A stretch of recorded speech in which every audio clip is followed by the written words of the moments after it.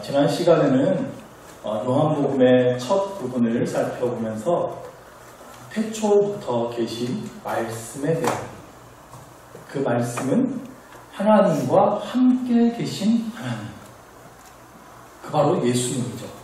그 예수님께서 지금도 말씀으로 역사하고 계신다는 것을 우리가 살펴봤습니다. 오늘 말씀 4절을 먼저 보시면요, 그 안에 생명이 있었으니, 이 말씀 안에 생명이 있습니다. 예수님 안에 생명이 있습니다. 여기서 생명이란 단순히 우리가 살아 숨쉬고 있는, 호흡하는 그 생명을 말하는 것이 아닙니다. 영원한 생명을 뜻합니다. 예수님 안에 이 영원한 생명이 있습니다. 죽었던 우리를 하나님 앞에서 다시 살게 하는, 하나님과 함께 관계를 맺고 하나님과 동행하게 하는, 우리를 살아있게 하는 그 생명이 있습니다. 이 생명은 사람들의 빛이라. 요한복음에는요, 생명과 빛이라는 단어가 계속해서 많이 나옵니다. 그 예수님은 생명이시고 또 예수님은 빛이세요. 인간이 하나님을 떠난 상태를 사망 가운데 있다라고 말합니다. 그 사람이 죽어야 사망 가운데 있는 게 아니라 하나님을 떠나면 그는 다 사망 가운데 있는 거예요. 하나님께서 사람을 만드시고 생기를 불어넣으셨어요. 그래서 사람이 생명, 살아있는 존재가 되었다고 했죠. 근데 사람이 죄를 짓고 하나님과의 관계가 단절되었습니다. 죽을 수밖에 없는 존재가 되었어요. 그게 바로 사망 가운데 있는 상태입니다. 사망 가운데 있는 상태를 다른 말로 어둠 가운데 있다라고 말해요. 사망과 반대되는 개념이 생명이죠. 어둠과 반대되는 개념이 빛입니다. 그래서 빛과 생명은 같은 의미라고 봐도 되는데요. 빛의 특수한 역할이 있죠. 빛은 비추는 겁니다. 보지 못하던 것을 보게 합니다. 어두우면 안 보이는 것들이 빛이 비치면 보이죠. 5절 말씀에 빛이 어둠에 비치되 어둠이 깨닫지 못하더라. 빛이 어두움에 비쳤어요. 그럼 어떤 일이 일어난 것을 지금 빛이 어둠에 비쳤다라고 말하는 걸까요? 우리가 읽지 않았지만 14절 말씀에 그 유명한 말씀이 육신이 되어 우리 가운데 거하심에 우리가 그의 영광을 보니 아버지의 독생자의 영광이요 은혜와 진리가 충만하더라. 말씀이 육신이 되어 우리 가운데 거하신 것, 즉 예수님이 육신을 입고 우리 가운데 오신 것을 빛이 비쳤다라고 합니다. 예수님이 이 땅에 오신 게 어둠 가운데 빛이 비치는 거예요. 그럼 그 빛이 무엇을 보게 하죠? 우리가 그의 영광을 보니 아버지의 독생자의 영광이요, 하나님의 영광을 보게 합니다. 예수님이 곧 하나님이심을 보게 했어요. 하나님이 어떠한 분이신지를 보게 했어요. 하나님이 우리를 향한 어떠한 마음을 가지고 계신지를 보게 했어요. 하나님의 사랑을 보게 했어요. 하나님의 행하실 일을 보게 했어요. 그게 하나님의 영광을 보게 한 겁니다. 그리고 그 안에 은혜와 진리가 충만합니다. 하나님께서 우리에게 행하신 일들을 알게 합니다. 그 은혜를 알게 해요. 그리고 그 진리의 말씀을 알게 해요. 진리의 말씀을 통해서 큰 하나님의 은혜를 누립니다. 이 은혜는요, 일부 특별한 사람에게만 주어진 것이 아닙니다. 선택된 어떤 사람들에게만 이 빛이 비춰지지 않았다는 거예요. 세상 모두에게 빛이 비춰졌습니다. 그런데 어둠이 깨닫지 못하였습니다. 이 사실에 대해서 9절 이하에서 자세히 설명하는데요. 9절에 보면 참 빛, 곧 세상에 와서 각 사람에게 비추는 빛이 있었나니. 참 빛이란 진짜 빛이 아니고요. 완전한 빛, 흠없는 빛, 순전한 빛을 얘기해요. 그러니까 그 빛이 세상에 와서 각 사람에게 비추고 있습니다. 자, 우리만 이 성경에는 빛이 있었나니 9절 끝에 이렇게 돼 있어서 과거에 빛이 있었구나 라고 이해할 수 있는데요. 원문으로 보면 과거부터 지금 현재까지 계속 있어 온 것을 말합니다. 그 빛은 계속 있어 왔어요. 진행형이에요. 하나님의 영광을 보게 하는 이 참빛, 하나님의 말씀을 깨닫게 하는 이 빛이 계속해서 우리 각 사람들을 비추고 있다는 겁니다. 한 사람 한 사람에게 찾아가서, 이 빛이 찾아가서 예수님을 알도록 믿도록 하신다는 겁니다. 이 일을 위해서 예수님께서 이 땅에 오셨어요. 그런데 10절 후반부의 말씀처럼 세상이 그를 알지 못하였습니다. 여기서 알다라고 하는 단어가 중요합니다. 이 단어는 지식적으로 아는 것을 뜻하는 게 아니에요. 경험적으로 아는 걸 뜻합니다. 자, 여러분은 제 이름을 아시죠? 그리고 제가 어디 살고 있는지, 우리 가족은 누군지, 제 고향이 어딘지, 제 경력이 어딘지, 생일이 어떻게 다 알고 계십니다. 근데 그런 것만 가지고 저를 안다고 할 수 없겠죠. 진짜 저를 알려면 저와 이제 함께 하면서 저를 좀 겪어보세요. 저 김대훈 목사가 저런 사람이구나 알 수 있을 겁니다. 이 사람 성격은 이렇더라. 이 사람이 이래 보였는데 알고 보니까, 겪어보니까 이렇더라. 이렇게 인격적인 관계를 통해서 경험적으로 알게 되는 것을 말합니다. 즉, 그를 알지 못했다는 것은 그를 경험하지 못했다. 다시 말하면 예수님과의 관계를 그들이 거절했다는 뜻입니다. 예수님은 친밀한 관계를 맺기 위해서 직접 찾아오셨는데 세상은 그와 관계 맺기를 거절했다는 거예요. 그래서 이 11절 말씀에 자기 땅에 오매 자기 백성이 영접하지 아니하였으나 영접하지 않았습니다. 손님이 찾아왔는데 받아들이지 않은 겁니다. 마음 문을 완전히 닫은 거예요. 그런데 모두가 그런 것은 아니었죠.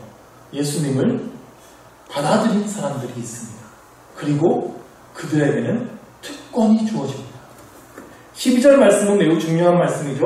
영접하는 자, 곧 그 이름을 믿는 자들에게는 하나님의 자녀가 되는 권세를 주셨으니, 예수님을 받아들였다는 것은 예수님을 믿는 것입니다.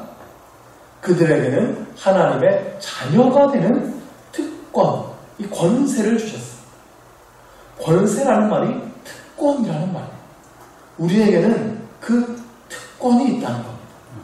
하나님의 자녀된 특권이요. 제 아이는요, 저를 담임 목사로 보지 않습니다. 그냥 아빠로 봅니다. 그래서 아무 때나 와서 그냥 안깁니다. 그리고 뭐든 자꾸 해달라고 요구합니다. 아빠 이거 해줘, 저거 해줘. 안 해주면 해달라고 막 떼도 쓰고 막 들어놓고 그래요. 그럴 수 있어요. 제 아이니까요. 제 아이는 그래도 돼요. 저는 제 자식을 위해서 저의 모든 것을 희생하고 헌신할 수 있습니다. 제 아이를 위해서 쓰는 거라면 돈도 아깝지 않고 시간도 아깝지 않고 체력도 아깝지 않겠죠. 왜요? 저는 제 아이를 사랑하기 때문에. 하나님의 자녀를 향한 사랑도 마찬가지입니다. 우리의 아버지이신 하나님은 자녀에게 무엇이든 해주려 하십니다. 자녀를 사랑하기 때문이죠. 그것뿐이에요. 자녀이기 때문에 뭐든 해주려 하실 겁니다. 우리는 하나님의 자녀라는 겁니다. 그것도 온 세상을 지으신 하나님의 자녀예요. 우리의 아버지이신 하나님은 온 세상을 만드시고 다스리시는 분이라는 겁니다. 이게 진짜 놀라운 일이에요. 하나님과 자녀로서 친밀한 관계를 누리는 것, 그것 자체가 우리에게 주어진 특권인 겁니다. 그 하나님께 우리가 기도할 수 있다는 게 특권이에요.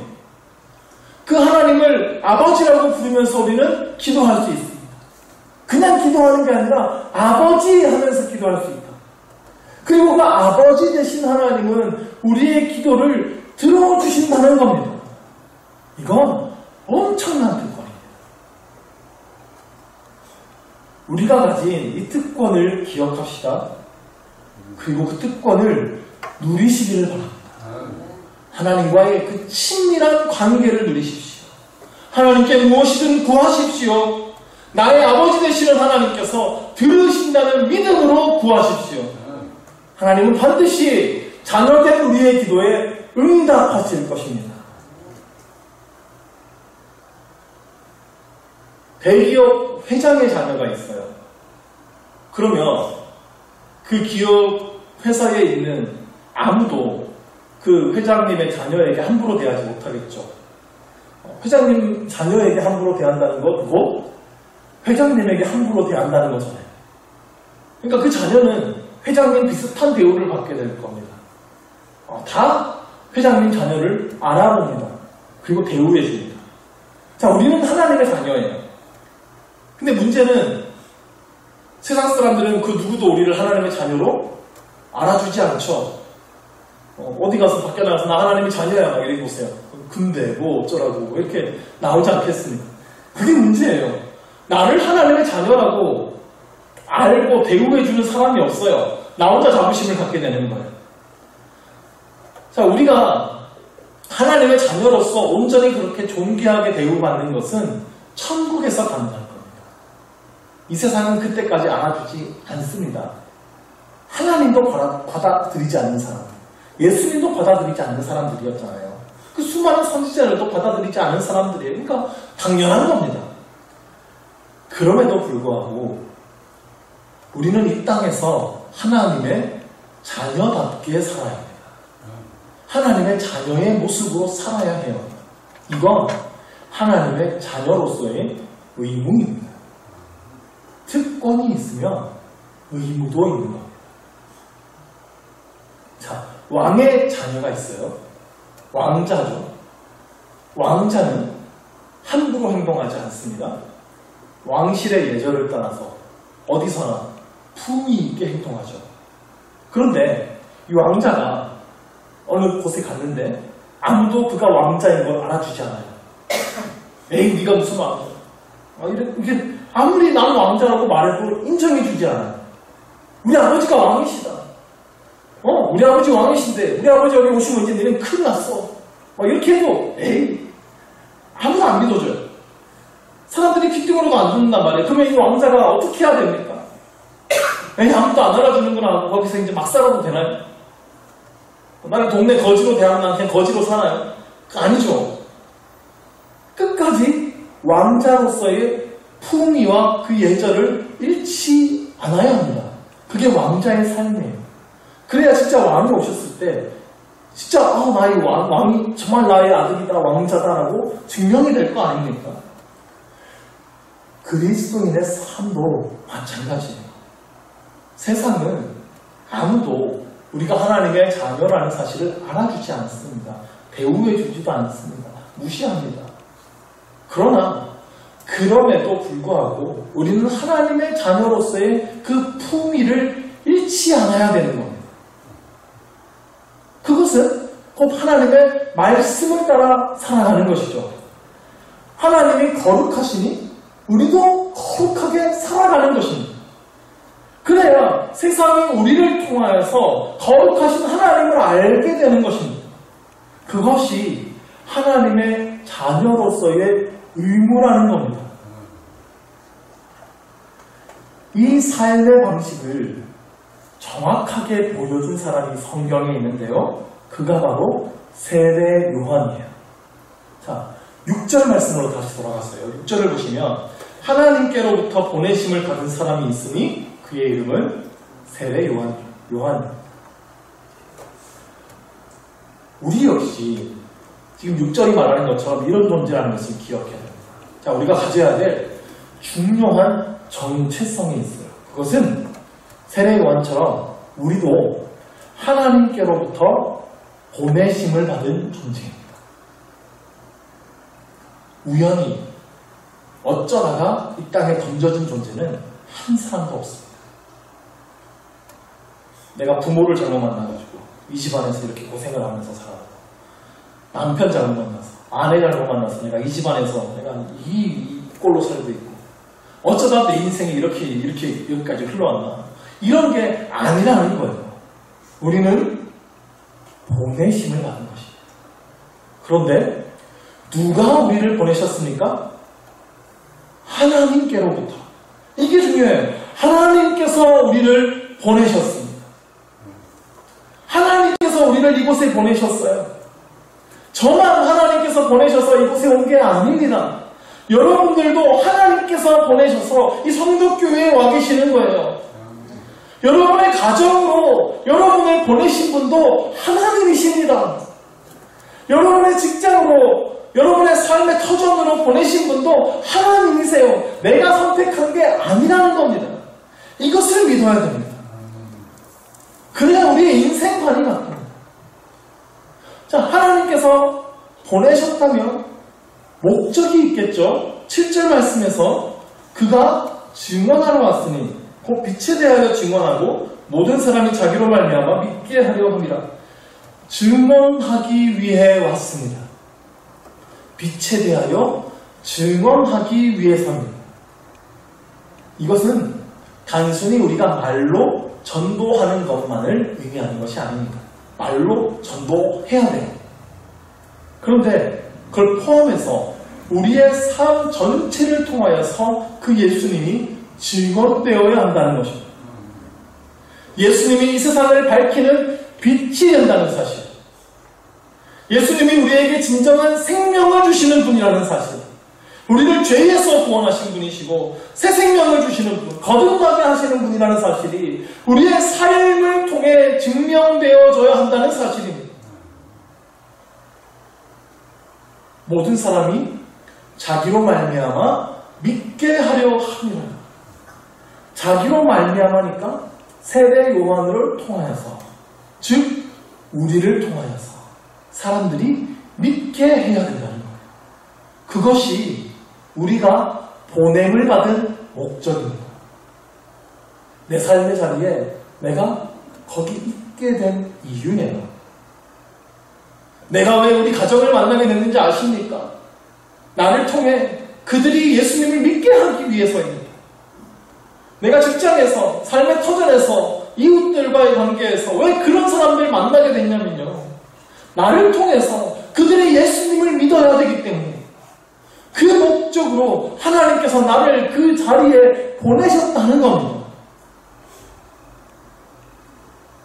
혹시 그런 생각하신 분 계신지 모르겠어요.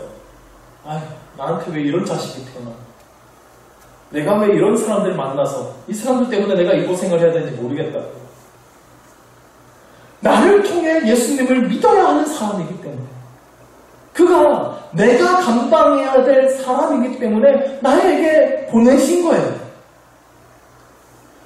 나는 그럴 능력이 안 된다고 생각할 수도 있어요. 그러나 하나님은 항상 능력이 있는 자를 사용하시는 게 아니더라고요. 능력이 없는 자를 통해서도 사용하십니다. 오히려 연약한 자를 통해서 하나님 드러내시기를 더 기뻐하십니다. 사도 바울은 내 능력이 약한 데서 온전하여진다고 고백했어요. 내가 약한 그때에 강함입니다.